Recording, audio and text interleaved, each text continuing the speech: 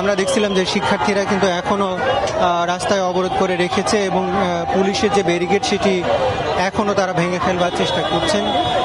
যদিও পুলিশের কঠোর অবস্থানের কারণে তারা এখন পর্যন্ত সেটি সক্ষম হয়নি এবং পুলিশ কিন্তু সেখানে কঠোর অবস্থান নিয়েছে এবং আমরা দেখছি যে অন্তত কয়েকশো পুলিশ সদস্য এখানে কিন্তু অবস্থান করছেন এবং তাদের যে আন্দোলন সেই আন্দোলনকে ঘিরে আসলে আজকে ঠিক কিছুক্ষণ আগে এখন থেকে কমপক্ষে 20 মিনিট আগে থেকে আসলে শিক্ষার্থীদের সাথে ধাওয়া পাল্টা একটু ধস্তাধস্তির ঘটনা ঘটে। সেখানে বেশ কিছু শিক্ষার্থী আহত হয়েছে বলে এখন পর্যন্ত আমরা জানতে পেরেছি।